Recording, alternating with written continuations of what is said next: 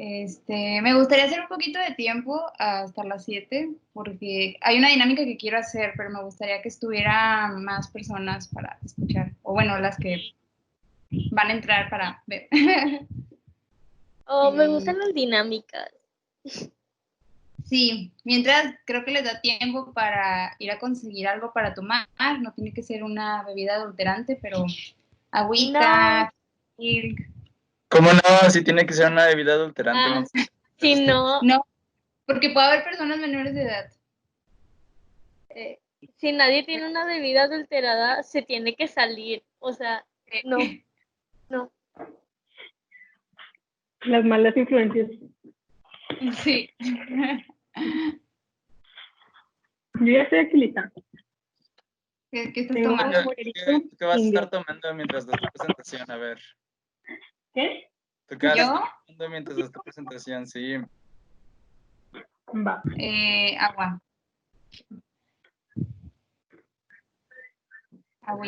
Agüita de Ubu. Es agradable.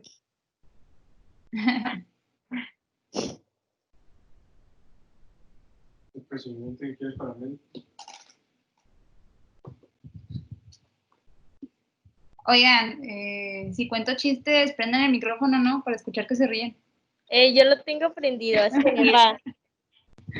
¿No se escucha mucho ruido si quito el micrófono? Digo, si pongo el micrófono. No. Bueno, me van a escuchar más chicas. Qué rico. Yo no quiero.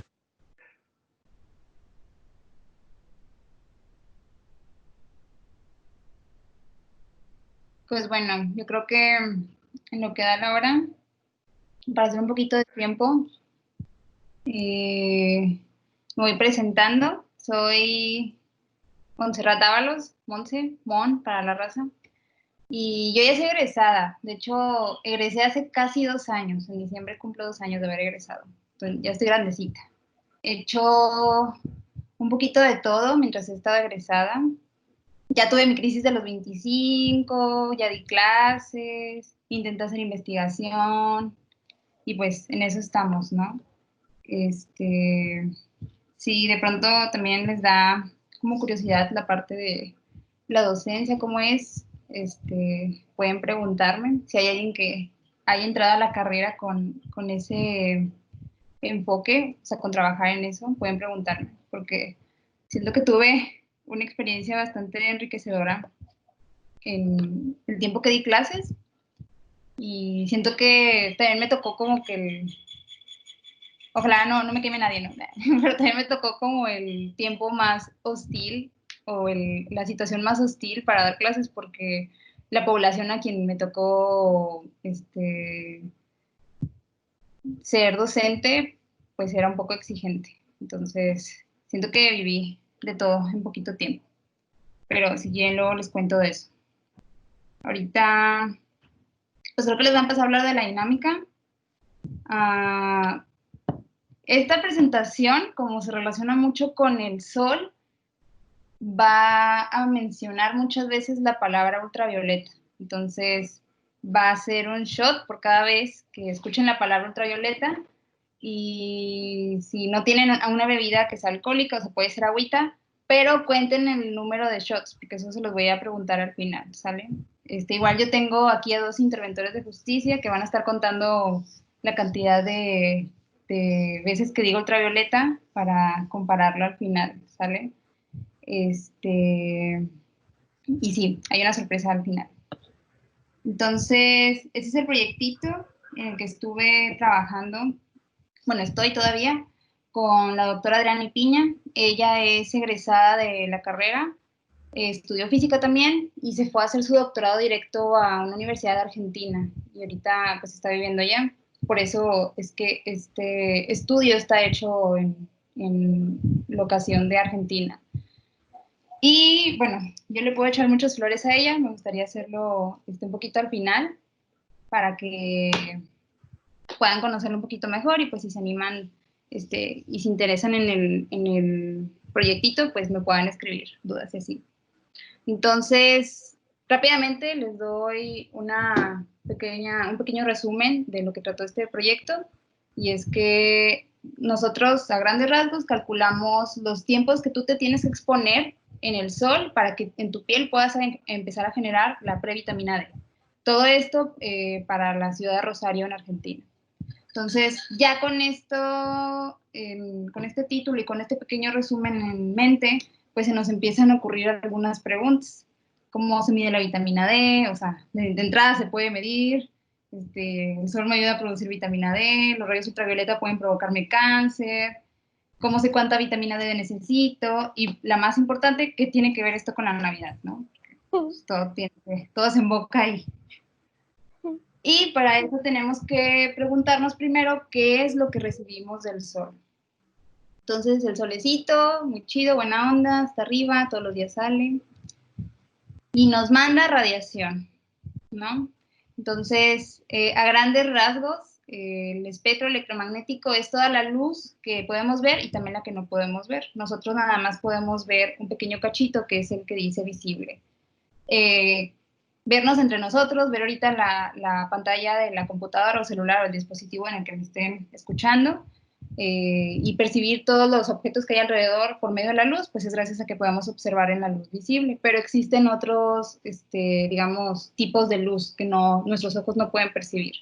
Hacia la derecha existen el infrarrojo, el microondas y el radio, que son, digamos, radiaciones con longitudes de onda, es decir, la distancia que hay entre cresta y cresta en una onda, con longitudes de onda mayores. Y si la longitud de onda es mayor, la energía de la onda entonces es menor. O sea, son menos energéticas. Estas radiaciones, para decirles algo que no es tan correcto, pues no nos hacen mucho daño. O sea, claro, si nos empeñamos en que nos hagan daño, sí nos van a hacer daño, pero en general no nos hacen daño. Mientras que las que se encuentran del lado izquierdo, que son los rayos gamma, los rayos X, los rayos ultravioleta, ellos son los importantes para dañarnos. O sea, pues, alguno de estos hizo a Hulk que fuera Hulk, ¿no? Y alguno de estos nos puede provocar cáncer, algunos ni siquiera llegan a entrar por la atmósfera, eso lo vemos en la siguiente diapositiva. Pero lo importante es que estas radiaciones, al tener longitudes de ondas más cortas, son más energéticos. ¿Ok? Entonces, algo que es importante saber es que pues no toda la radiación puede atravesar nuestra atmósfera. En la atmósfera pues ahí se divide en diferentes capas, yo no me las sé de memoria, pero aquí les traigo la imagen esta. Y algunas de esas capas pues evitan que la radiación que no es buena para nosotros, como la gamma, los rayos X y cierta parte de los rayos ultravioleta, no pasen hasta donde nosotros estamos en la superficie, se quedan en las partes superiores de la atmósfera. Mientras que la parte del visible, bueno, un poquito del ultravioleta y un poquito del infrarrojo, sí llegan hasta la superficie. Entonces, hay otras imágenes, de hecho creo que mi estimado compañero Giovanni la puso en su presentación del miércoles, si no me equivoco, donde se representa el diagrama de cuerpo negro de la radiación que es incidente en el suelo. Entonces, se observa un comportamiento de ese estilo, pero al revés, ¿no? Lo importante es que este comportamiento como acampanado, que se alcanza a ver entre digamos, la ventana óptica que dice aquí, no todo es óptico porque no todo lo podemos ver, pero la ventana óptica para la atmósfera, tiene esta forma como curveada, ¿no? Alcanza a formar ahí una campanita. Entonces, vamos a enfocarnos en lo que nos interesa, que es la radiación ultravioleta. Para simplificarnos la vida, porque no todas estas radiaciones tienen efectos sobre nosotros, pues la dividimos básicamente en 3 zonas. Toda la radiación ultravioleta abarca desde los 100 nanómetros hasta los 380 nanómetros. Ya después de los 380 empieza lo que es la luz visible. Entonces, el ultravioleta, conocido como C, es la radiación que es más energética y esa no alcanza a entrar a la atmósfera, esa se queda en la parte, atorada en alguna parte de la atmósfera, no llega a pasar toda. Mientras que el ultravioleta B y el ultravioleta A sí llegan a pasar, bueno, el A sí llega a pasar todo, el ultravioleta B no, ese se queda, una parte sí pasa y la otra no. De hecho, creo que esta línea que hay aquí de 300 nanómetros es como que la que me indica cuál es la que sí llega a pasar. Y pues de esos dos zonas que sí pasan por la atmósfera, los que me importan son los que tienen efectos biológicos sobre nosotros, ¿no? Y esos son el ultravioleta A, que como es más cercano a la radiación visible, no es tan energético, pero aún así pues sí nos llega a producir un efecto, que es que nos bronceemos, o si ya te pasaste de lanza y te expusiste mucho al ultravioleta A, puedes acelerar el envejecimiento en tu piel. Mientras que el ultravioleta B, como es más energético, este sí puede ser responsable de producir eritema en la piel. El eritema es este enrojecimiento que se alcanza a ver en la imagen. Ya más exagerado es cuando ya te quemas y pues algunas personas cuando se broncean de que se empiezan a descarapelar y así. Y pues a largo plazo también te puede llegar a provocar cáncer. Entonces, bueno, ya vimos un poco de los efectos que tienen esas dos zonas del ultravioleta en nuestra piel, pero ¿qué es lo que realmente sucede? ¿Por qué nos importa tanto esta radiación? Primero tenemos que entender que existen varios tipos de vitamina D. Entonces, nos conviene entenderlo porque esta vitamina, pues sabemos que tienen efectos benéficos en nuestra piel, pero no toda la que nos beneficia. Por ejemplo, la vitamina D2 es la que se sintetiza en las plantas por medio de la fotosíntesis, y la vitamina D3 es la que nos importa. No es la forma activa de la vitamina D, o sea, no es la que te empieza a provocar beneficios, pero esa en tu organismo ya pasa por un proceso más complejo y es cuando ya te da los beneficios. Entonces, esta resulta de irradiar la piel con radiación ultravioleta B, el 7 de hidrocolesterol que se encuentra en nosotros, ¿no? Aquí hay un muy sencillo diagrama gráfico de cómo explicar este proceso, porque, bueno, esto es algo más biológico que físico, y bueno, no, personalmente no soy tan buena entendiendo todavía los procesos, ahí estoy haciendo mi luchita. Y creo que no lo mencioné. Este estudio que estamos haciendo es multidisciplinario, o sea, involucra muchas áreas. Creo que de las cosas más difíciles es empezar a nutrirse, empezar a agarrar el background suficiente para poder entender todas las implicaciones del proyectito, ¿no? Entonces, involucra física médica por las repercusiones que tiene este estudio a nivel social, involucra geofísica también un poco, o ciencias de la Tierra, por la parte de cómo interactuamos con la radiación o cómo entra esto por la Tierra, la física, pues al analizar los datos. Entonces, es bueno, a mí me gusta la biología, pero pues siempre es algo que no estudiaste y no es algo que se aprende durante la marcha. Entonces, bueno, ya regresando a cómo se produce la vitamina D, o al menos este estado no activo, básicamente hay dos maneras. Una, ya lo dijimos, es cuando la piel, el solecito nos pega en la piel y entonces este precursor o provitamina, el 7 de hidrocolesterol, se activa. Ese ya está en la piel, pero hasta que no le da un rayito de ultravioleta tipo B, no se activa y no empieza a generar la forma no activa de la vitamina D, que es la previtamina D o la vitamina D3. Son diferentes nombres, pero es básicamente lo mismo. ¿Por qué es importante conocer estas dosis? Y esto es donde ya se la importancia de todo este proyectito. Bueno, antes que ver lo que hay en esta diapositiva, les voy a contar un poco de antecedente histórico. Y es que cuando se empezaron a dar cuenta que la vitamina D era importante para nuestro cuerpo, fue hace como 200 años en el norte de Europa. Habían personas que nacían con deformidades óseas o que tenían en general problemas de los huesos. Y tras investigaciones se dieron cuenta que podía ser por la vitamina D. Fue de hecho la cuarta vitamina que se descubrió, por eso tiene el nombre de D. Y hasta antes de la Segunda Guerra Mundial, de hecho cerca de la Primera Guerra Mundial, empezaron a suplementarse a lo loco alimentos para poder compensar esta falta. Porque si nos ponemos a pensar, pues en los lugares que están cerca de los polos tienen menos incidencia solar. Entonces, además a lo largo del año, dependiendo de la estación que sea, no vas a necesitar la misma cantidad de vitamina D. Y si de por sí no tienes sol para exponerte, pues es natural que vaya a haber una déficit. Y luego de que ellos empezaron a suplementar los alimentos hacia lo loco, como 100 años después, la gente después intoxicada, ¿no? Porque fue demasiada vitamina D. O sea, primero no tenían y luego ya tenían demasiado. Esta enfermedad de falta de calcio o deformidades esqueléticas en general, que se le conoce como raquitismo, y es una de las principales inspiraciones para realizar este tipo de proyectos. Entonces, pues sí, uno de los principales efectos conocidos de la vitamina D en nuestro cuerpo, pues es que reduce la mortalidad por enfermedades óseas y en general mejora la salud musculoesquelética.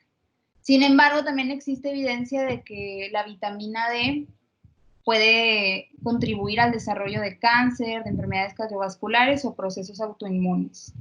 En cualquier caso, pues es importante conocer las dosis porque pues no queremos que nos pase como a los cuates estos del norte de Europa, que primero no tenían suficiente vitamina D y luego ya tenían demasiada, que se intoxicaron. Vamos a empezar un poquito con la parte técnica.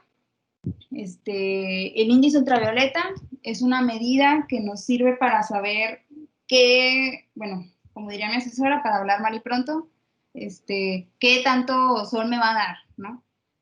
Y este índice va a estar cambiando conforme la época del año y también va a depender mucho del lugar donde estés. O sea, no hay el mismo índice ultravioleta en verano para, no sé, países cerca del Ecuador que para países cerca de los polos.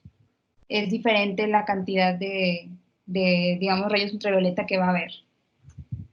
Y es importante porque de hecho estos ya se empezaban a implementar de forma común en la vida diaria porque no sé si les ha tocado ver en los pronósticos del tiempo que a veces llegan a avisar el índice ultravioleta que hay. Y pues dependiendo de cuál sea, pues hay diferentes indicaciones, ¿no? En específico, este índice pues nos sirve para ver cuáles efectos nocivos puede haber sobre nuestra piel. Entonces, un índice número 1, pues no hay riesgo, el sol está mansito, no te hace daño. Mientras que un índice mayor de 8, pues ya no es conveniente exponerse. Ahora, otra cosa, este índice ultravioleta también va a estar en función de quien lo recibe. En esta parte de la ciencia, cuando hablamos de la sensibilidad de la piel, los clasificamos como fototipos. Entonces, un fototipo 1 va a ser una piel que es muy sensible al sol, que al ser expuesta probablemente reciba reacciones alérgicas y que por lo tanto pues no es bueno que se exponga a grandes cantidades de rayos ultravioleta. Entonces, para esas personas no les va a afectar igual un índice ultravioleta 1 que un índice ultravioleta 9, por decir de alguna manera. Mientras que para una persona de fototipo, no me acuerdo cuál es el máximo, creo que es 5 o 6, pues es una piel que no se broncea con facilidad o no le afecta fácilmente la radiación ultravioleta. Y eso pues se puede broncear sin preocupaciones. Este concepto es importante también. Ya sé un poco de la idea del índice ultravioleta, la irradiancia eritémica y la irradiancia previtamina D. Entonces, la irradiancia eritémica es la radiación ultravioleta que es necesaria, que incida en tu piel para que empieces a quemarte. Entonces, viéndolo en definición más matemática, bueno, aquí yo tengo el índice ultravioleta definido en términos de la irradiancia, pero si es al revés, si yo tengo la irradiancia y quiero el índice ultravioleta, pues nada más despejo ese 40, no. Divido el índice ultravioleta entre 40. Mientras que la irradiancia previtamina D es la que va a ser necesaria para empezar a producir la vitamina D3 en la piel. O sea, la diferencia entre estas dos es simplemente la cantidad de sol, hablando muy burdamente, la cantidad de sol que yo necesito para empezar a producir vitamina D y para empezar a quemar. Es a partir de esas cantidades que ya mi piel empieza a tener reacciones en cuanto al sol. Entonces, hablemos de los resultados y de la metodología que utilizamos. Primero, era necesario determinar dosis de referencia, o sea, tener una base en la cual nosotros saber cuándo empieza a suceder estas reacciones en nuestra piel. Entonces, existe este organismo llamado CIE, perdón, no sé hablar. Viene en francés, pero no, yo no hablo francés, no voy a hacer el oso. Y ellos se encargan de determinar los estándares en cuanto a cosas de luz, lo que tienen que ver con luz, o sea, tanto técnico como médico, como en nuestro caso, pues sí, dosis. Ellos harían el análogo a lo que hace Pantone con los colores, determinar como que el referente. Y a partir de ahí, pues nos basamos en todos los demás que estemos estudiando cosas acerca de esto, pues nos basamos en los que digan ellos, porque es casi, no estamos seguros de que sea la verdad, porque se tiene que probar, pero es lo más confiable que hay. Entonces ellos establecen que para que el cuerpo humano empiece a generar previtamina D, se necesita una dosis mínima de 32 joules sobre metro cuadrado. O sea, necesitas que te peguen 32 joules en tu piel, ¿no? Pero eso es si andas encuerada. Yo no sé por qué a ellos les pareció buena idea definirlo de esa forma, porque pues uno no anda normalmente encuerada en sus casas. Ahora quién sabe con la cuarentena, a lo mejor sí. Pero nosotros más adelante hacemos una adaptación a esto. Mientras que la dosis a partir de la cual te empiezas a quemar, empiezas a tener eritemas en tu piel, es a partir de los 250 joules sobre metro cuadrado. Entonces, nosotros las dosis que tomamos fueron como mínima para un 25% del cuerpo expuesto, un 25%, lo cual equivale a cara, cuello y brazos, 136 joules sobre metros cuadrados. Y la dosis máxima para que no te vayas a quemar, o sea, a partir de esa dosis te empieces a quemar, son 250 joules sobre metros cuadrados. Y en cuanto a las herramientas que utilizamos para realizar este estudio, pues usamos dos en general. La primera fue la Estación Meteorológica Davis. Esta es una estación que se encuentra en la ciudad de Rosario, específicamente en el IFIR, que es el Instituto de Física de Rosario, donde se encuentra mi asesora. Y bueno, esta estación meteorológica está situada en alguna parte de ese edificio y nos está capturando algunos datos meteorológicos. A mí en particular los que me interesan son el índice ultravioleta y bueno, esto de radiación solar, pues me baso nada más para ver qué tan nublado o qué tan despejado está el día. Podemos ver aquí dos imágenes. Esta que está arriba es de la estación meteorológica, digamos, la que es para uso técnico, o sea, esa nada más tienen acceso las personas del Instituto de Física que se dedican a esa área, y la de abajo, que se ve un poco más friendly, está abierta para todo el público. De hecho, acá está la paginita por si les interesa entrar. Y a todo esto, ¿dónde queda Rosario? Pues en Argentina, y Argentina está muy al sur. Está tan al sur que está en el hemisferio sur. Entonces, las estaciones están invertidas.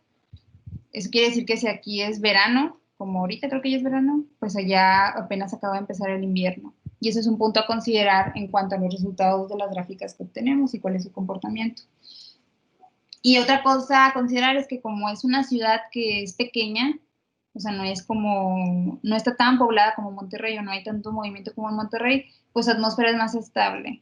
Esto va a afectar directamente en el ozono que hay en esa ciudad. Y este es un dato importante para lo que vamos a hacer, al menos de forma computacional. Yo utilicé este modelo TV, que también habló Guido sobre él. El TV es un modelo que modelan, qué sorpresa, cosas atmosféricas, y los datos que me da de salida, bueno, los que a mí me interesan son el índice ultravioleta y la previtamina D, pero esto es basado, y es muy importante tenerlo claro, en simulaciones numéricas, o sea, esto es digamos, es un como pronóstico, no, lo único que yo hago o interfiero es que al momento de meter los inputs, pues el dato que voy cambiando es el correspondiente a la columna de ozono, que a ver, voy a poner aquí,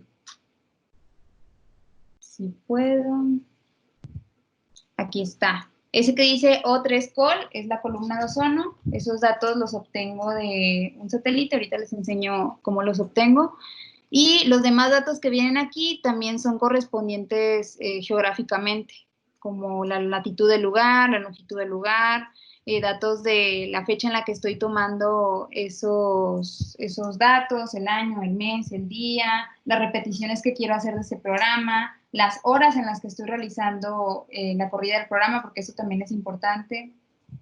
¿Cómo quito esto?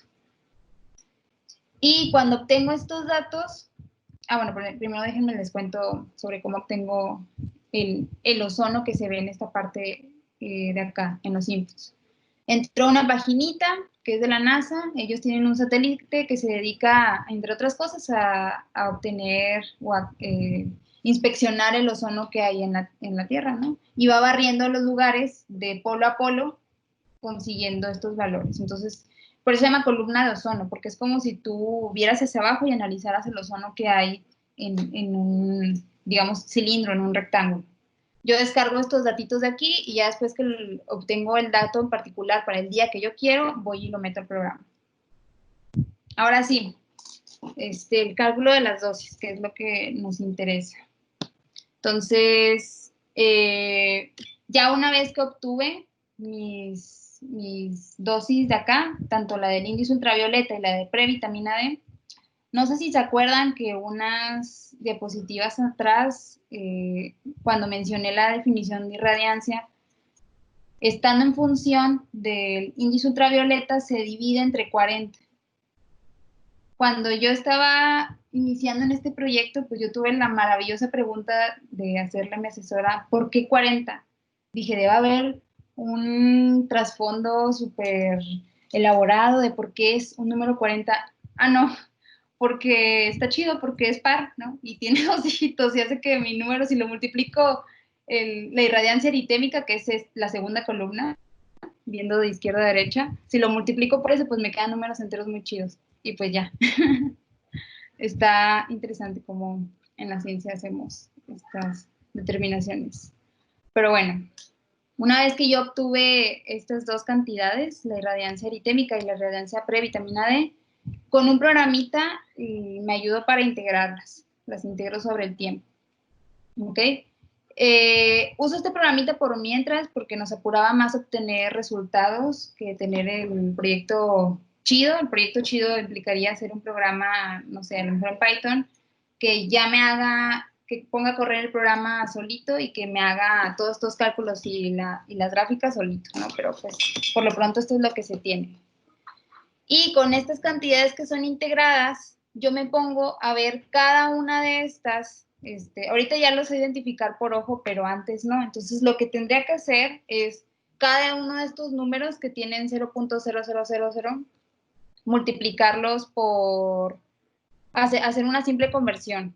Porque estos, a ver, quiero mostrar estos datos, estos que dice índice ultravioleta entre 40 integrado y previtamina D integrado. Estos datos están, digamos que en función de horas. Entonces, para hacer una conversión, pues yo agarro este numerito de aquí, por ejemplo, de hecho lo voy a hacer ahorita, el 0.04404 por, como está en horas, si lo quiero convertir a segundos, multiplico por 3600 y me da 158. Como este que se ve en la pantalla es correspondiente a la previtamina D, yo ya sé que la dosis de referencia debería de ser para esa cantidad 136, es decir, tiene que ser superior a 136 para poder empezar a generar la vitamina D, ¿ok? Entonces a mí me da 158 cuando lo multiplico, que es esta cantidad que aparece aquí, y para obtener el tiempo de exposición, pues me voy a la hora. Nada más que tenemos que tomar en cuenta que yo empecé a calcular con el programa a partir de las 12:30. Esto está en hora decimal, yo sé, es un cochinero, pero supongo que es útil para esta clase de programitas. Entonces, tomando en consideración que empecé desde las 12:30, al final, cuando haga la conversión de esta hora decimal a hora pues, normal, como la conocemos, le voy a tener que restar 30 minutos. Entonces, la conversión para es agarrar simplemente los 4 decimales, que es .6011, y lo multiplico por 60.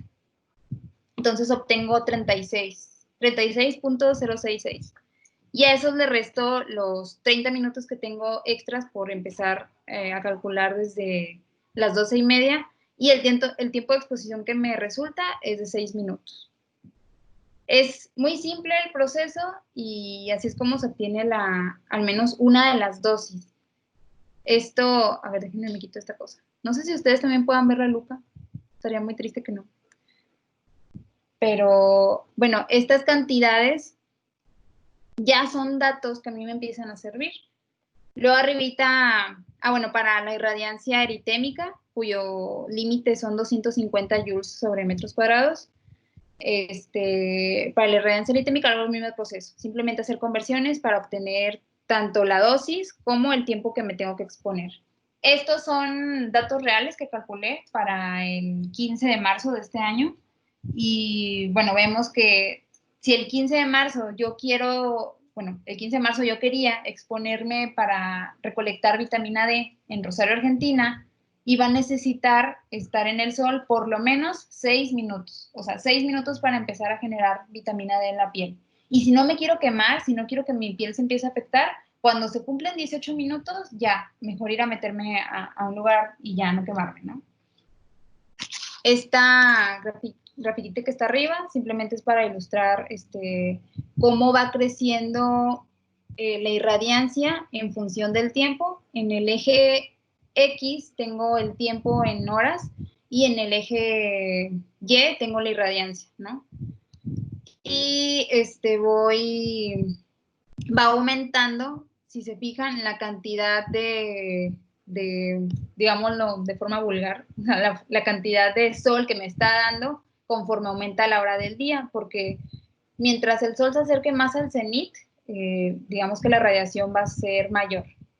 Eso también repercute en el tiempo que te tienes que exponer. O sea, no es lo mismo si te expones en la mañana que si te expones en la tarde o a mediodía, o invierno en verano. Por eso es importante hacer estos cálculos. Y como parte de este proyectito, también calculamos, bueno, hicimos un registro anual para los tiempos de exposición, por lo menos del 2019. Yo aquí tomé un día de cada mes, traté de que fuera el día 15 de cada mes, y incluí también los datos que calculé este año. Calculé para enero, para febrero y para marzo, también en los días 15. Nada, simplemente para mejorar la estadística de esta grafiquita.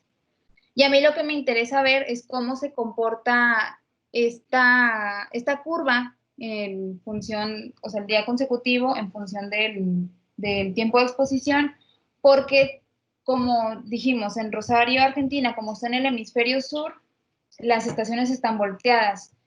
Cerca del día 200, que es a la mitad del año, para nosotros es verano, pero para ellos es invierno. Por lo tanto, como es invierno y como la cantidad de sol que hay o radiación que hay no va a ser la misma, vas a necesitar exponerte más cantidad de tiempo. Eso es lo que me dice esta grafiquita. Por eso es muy importante. Ahora aquí yo tengo en la misma gráfica dos opciones para previtamina D. Son dos límites porque dentro de los parámetros que daba la C y E, los estándares, se mencionaba uno mínimo de 84 joules sobre metros cuadrados, pero decidimos no tomarlo porque es como el mínimo mínimo. Mejor preferimos tomar el 136. Y esa sería la correspondiente a la curva color verde. ¿Ok?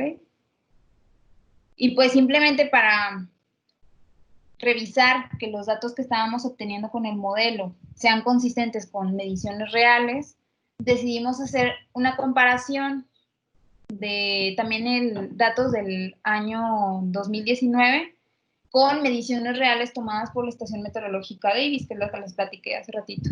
Entonces, para esto no tomé un día por mes, tomé 3 días por mes para tener una estadística más limpia. Y si se fijan, aquí en la tablita que está a la izquierda, tengo unos valores amarillos, porque estos valores sospechosamente salieron más bajos de lo que nosotros esperábamos. Recordemos que en los meses de noviembre, diciembre, enero, febrero, hasta marzo, es estación de verano, o sea, está haciendo calor allá en Rosario.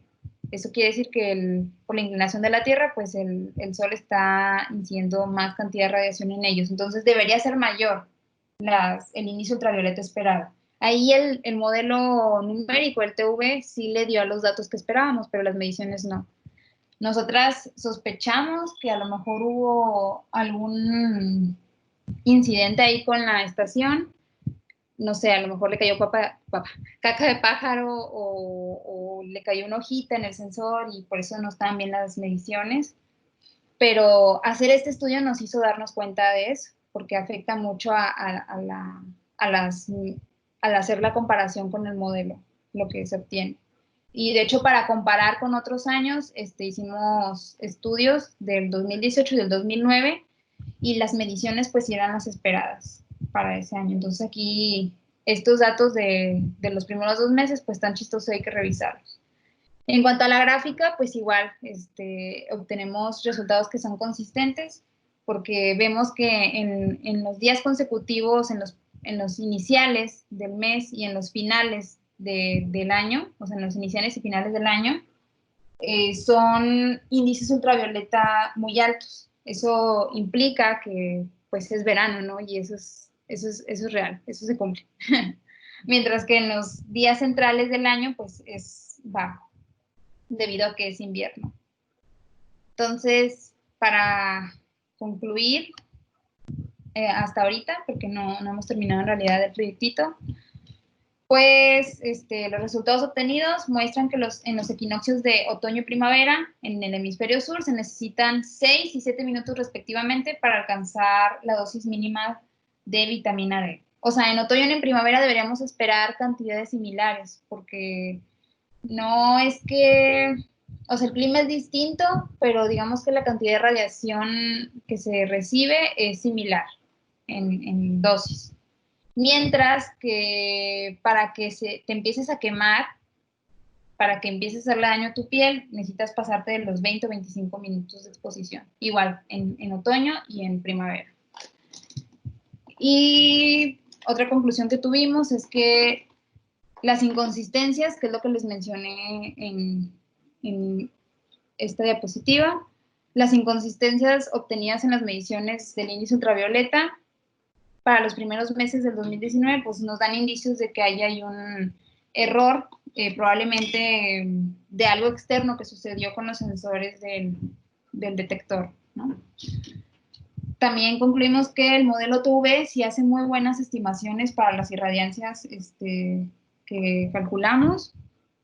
Y también, pues, cuestionamos que las dosis o los valores propuestos por la CIE para generar la vitamina D en el cuerpo y para evitar quemarte, pues sean buenas, porque pues aún tenemos la parte numérica con el modelo TUV, tenemos los datos medidos por la estación Davis, pero nos hace falta una componente importante, que son mediciones o estudios ya hechos en personas, o sea, que se expongan y que realmente estén generando las dosis indicadas para vitamina D.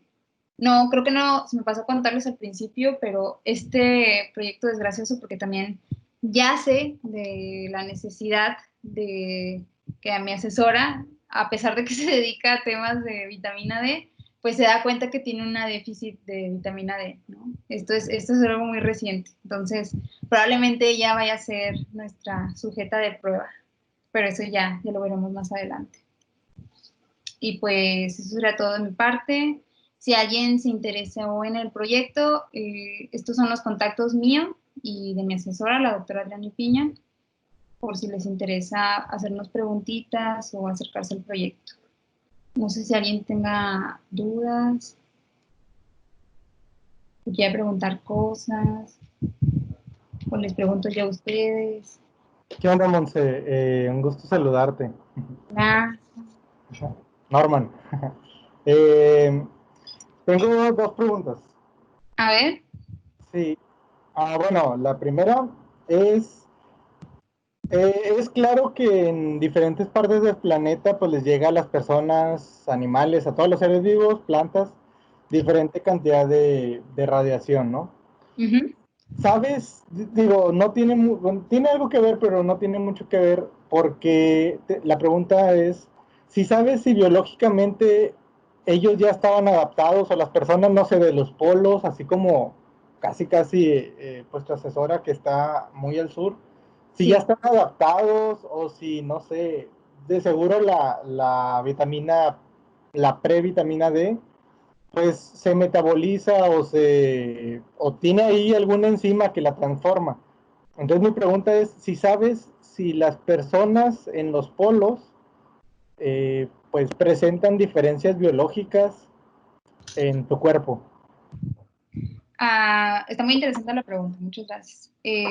A ciencia cierta, o sea, no me he metido en estudios, pero voy a regresar a una diapositiva, aquí. Cuando vemos cómo el ozono es un parámetro muy importante, al menos en el análisis de este estudio, porque el ozono, como vimos al principio, detiene gran parte de la radiación ultravioleta que entra. Entonces, ¿qué pasa en los lugares donde la cantidad de ozono es muy pequeña, donde la cantidad de ozono es muy grande? Pues la radiación no entra de la misma manera y entonces sí que la gente va a estar, las personas van a estar más preparadas según sea su lugar de origen. De hecho, yo sabía, aquí no se ve con mucho detalle, pero hay otro mapita donde se ve en la parte de Chile. Es una zona muy alta, donde el ozono es casi nulo. O sea, ahí la gente puede agarrar las frutas de los árboles o de las plantas y comérsela porque no hay bacterias por la cantidad exagerada de ultravioleta que hay. Eso es importante. O sea que de alguna manera sí se ha demostrado, al menos experimentalmente, que la gente sí está preparada en los lugares en los que crece o se adapta o desarrolla alguna especie de, ¿cómo decirlo? Alguna especie de adaptación a lugares que son más hostiles en términos de índice ultravioleta. En el caso de mi asesora, pues probablemente ya puedo tener ese déficit de vitamina D porque originalmente pues ella es de aquí, de México, donde la posición geográfica pues es totalmente diferente, la cantidad de radiación que ella recibía pues también es totalmente diferente y el periodo en el que ella se descompensó fue precisamente en el invierno de Argentina. Entonces, no salía más, era invierno, necesitabas grandes tiempos de exposición para poder compensar esa vitamina D, pues se explica bastante bien por qué ella tenía ese déficit de vitamina D. Pero respondiendo a tu pregunta de forma corta, no he visto artículos que hablen sobre eso, pero sí se ha visto, digamos, en el día al día, con ese ejemplo de las personas de Chile. No tenían casi ozono y pues podían estar perfectamente exponiéndose. Hay que buscar porque si no existe, es un paper seguro. Sí, sí, sí. Y la otra pregunta, bueno, es de hecho un paper casi, no sé, muy bueno en Nature o algo así, hay que hablar con un biólogo. Y la otra es un poco más informal, aprovechando pues que es por este medio. ¿Qué significa, o bueno, sé qué significa cuando dicen o se dice que en la capa de ozono tiene un hueco? Pero, ¿cómo repercute? O sea, si pasa, sí, ¿cuánta cantidad de UV pasa? Ok. ¿Qué significa realmente? Te voy a hablar por mi entendimiento, o sea, por cómo yo he entendido la teoría de mi parte, pero no te lo tomes en el serio, porque al final es mi interpretación de ello. Bueno, gran parte de eso, o sea, gran parte de la radiación ultravioleta que pasa es gracias, bueno, para bien o para mal, a la atmósfera que tenemos. Entonces, me gusta mucho esta imagen porque sabe representar muy bien ese flujo, digamos, de radiación. Cuando hay huecos, creo que sobre todo en nuestra generación lo sabemos porque me acuerdo en algún momento de mi vida, siendo más joven, que se hablaba de un hueco y la gente estaba muy alarmada porque en algún lugar del Amazonas, por Brasil, había un agujero y pues ya decían todos que se iba a acabar el mundo y el calentamiento global, etcétera, etcétera. No olvidemos que el ozono pues es parte de la atmósfera y la atmósfera al final son gases que están en movimiento. Entonces, sé que sí es bastante normal que exista este movimiento y que de pronto queden zonas como que más desprotegidas, diciéndolo de forma no tan correcta, pero son los ciclos también meteorológicos como de la atmósfera. Entonces, o sea, simplemente repercute en la cantidad de radiación ultravioleta que entra a la Tierra, porque al haber menos ozono, entra más cantidad, pero si hay más ozono, entra menos cantidad. Para eso, yo siento que, digo, yo uso estos datos capturados por el satélite para mi proyectito en especial, pero yo pienso que este análisis o este estudio que se hace con este satélite se utiliza además para hacer esa clase de estudios, ¿no? Pero en esta imagen es como que la media de cantidades de ozono que hay. Igual a veces sí te encuentras cosas muy locas. También, a ver, déjame aprender a hablar. Varía mucho dependiendo de la estación que sea. Y de la contaminación. Es muy geográfico este asunto. No sé si respondí tu pregunta, te confundí. Sí, no, muchas gracias. Yo creo que un buen experimento sería que donde haya un hueco, pues llevar ahí una persona de esas que dijiste de Chile. Sí. Y o no sé, también ver la cantidad de incidencia de cáncer en la piel. Pero bueno. Sí. Sí. Eso sería muy interesante, de que donde se vean más casos de cáncer de piel o al contrario, si es déficit de radiación ultravioleta, donde se vea más casos de problemas óseos, pues ahí de que hacer el estudio, ¿no?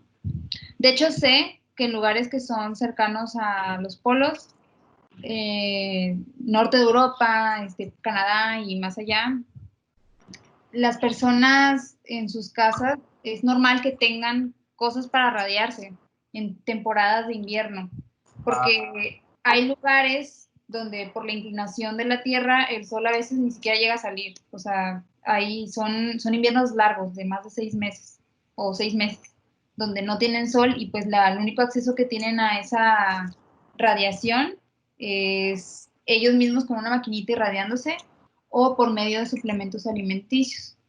Pero para poder compensar la cantidad que cuando la recibes naturalmente del sol, son cantidades muy grandes las que necesitas, al menos por la parte de suplementos alimenticios. Sí, no, y yo creo que esto también repercute hasta en forma psicológica. Yo creo que pues una variación en vitaminas o una variación en cualquier cosa pues afecta neurológicamente, pero no estoy seguro. No, bueno, yo tampoco estoy segura, no he visto así como que estudios, pero he sabido de gente que es, no sé, latinos sobre todo, que se van a estudiar a lugares, digamos, más fríos y eventualmente sí tienen repercusiones psicológicas. No he visto yo que haya estudios sobre la influencia de la vitamina D en, no sé, cosas más que tengan que ver más con la química que sucede en el cerebro. Sí. O algo así, porque capaz sí repercute de alguna manera en el estado de ánimo, sobre todo cuando estás acostumbrado ya a recibir cierta cantidad directa o indirectamente. Sí, no, cualquier inestabilidad produce cambio. Pero bueno, gracias, Gonzo. No, ok, gracias por preguntar.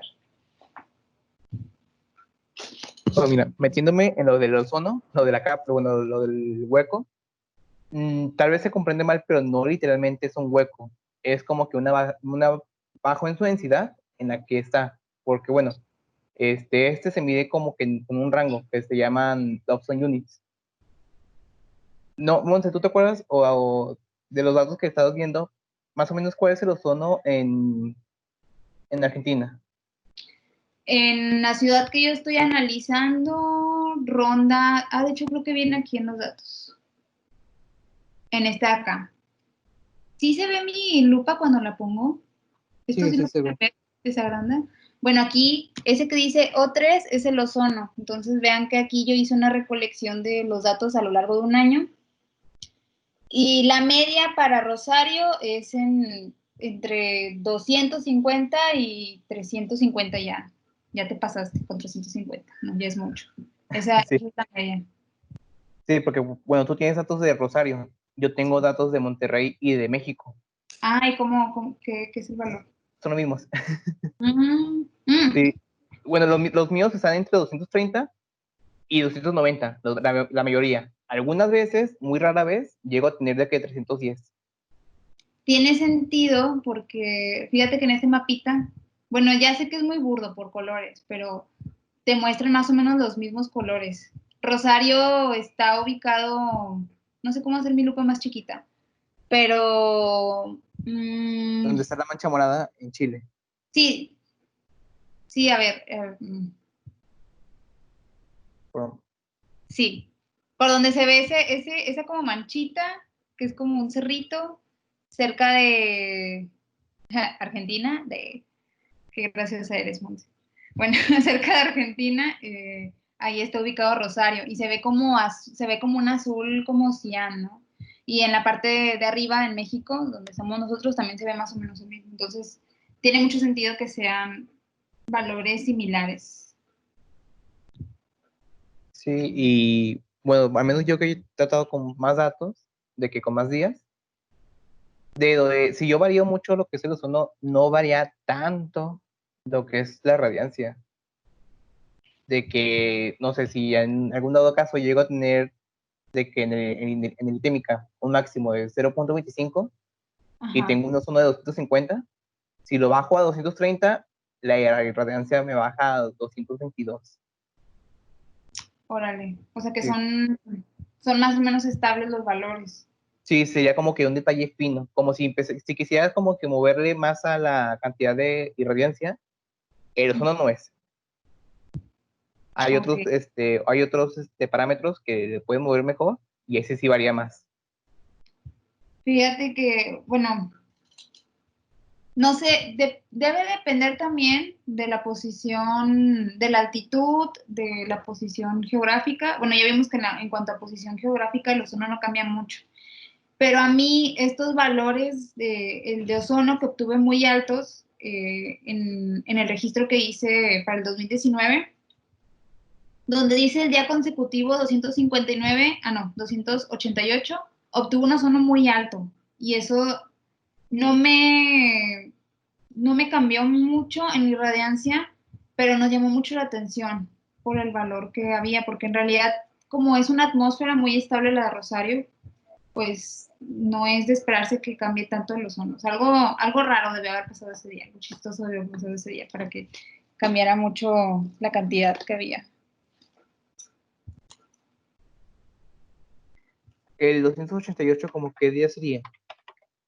A mitad de año, no sé si agosto, junio, julio, ¿qué días?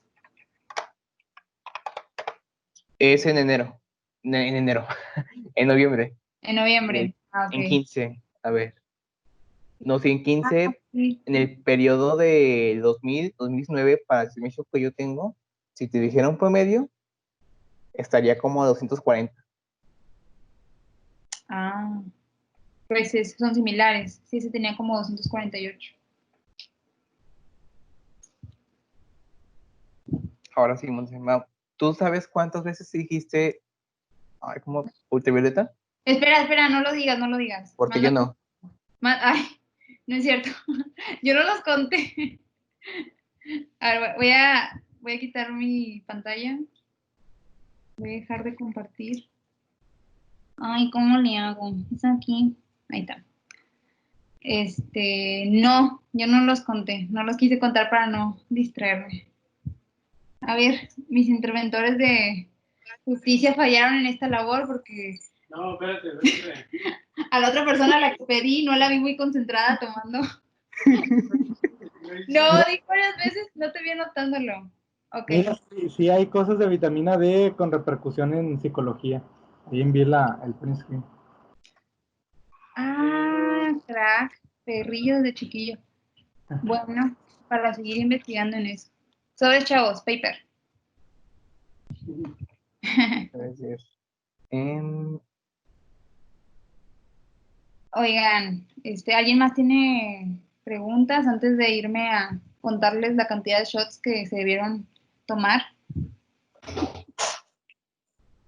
Me gustó mucho tu presentación, Monse, estuvo muy bonita. Ay, muchas gracias. Claro, uno hace su luchita.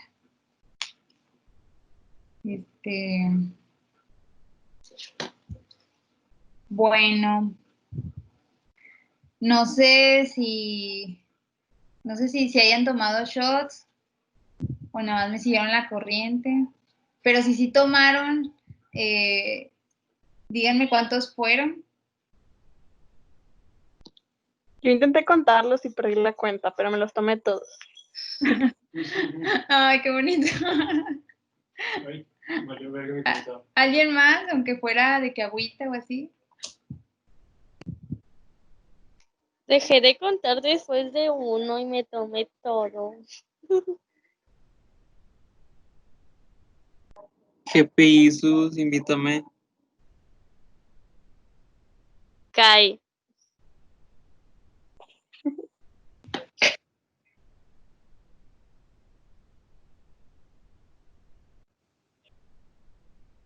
Oigan, los escucho cortados. No sé si me respondieron a mí o están hablando. Otra cosa. A ver, alguien ya dijo, 4 de agua. ¿Alguien más?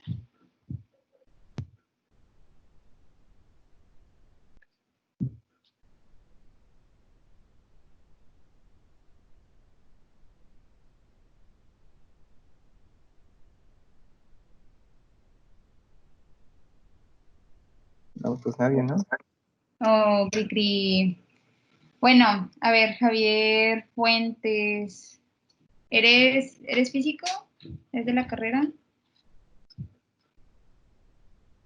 Si te da penita de que hablar con el micrófono, puedes escribir. Si estás estudiando física, ¿de qué semestre eres? Ah, ok. Bueno.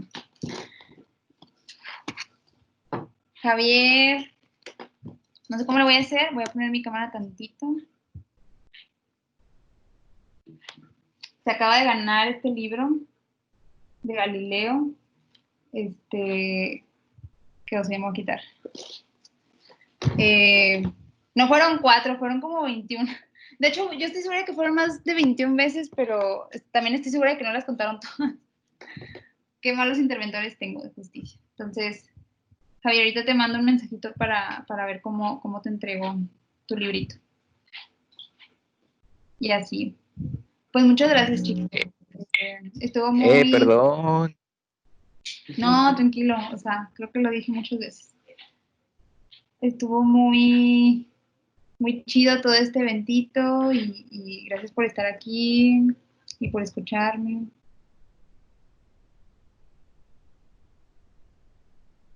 Gracias a ti, Monse.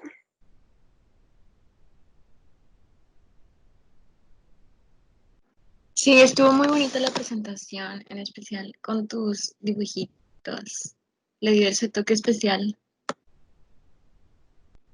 Ay, muchas gracias. Les quiero mucho. Me gustó mucho la Lupita. Es como que gracias porque pues, yo soy bien miope y no veo. Así que 10 de 10. La Lupita también era para mí, porque yo tampoco veo.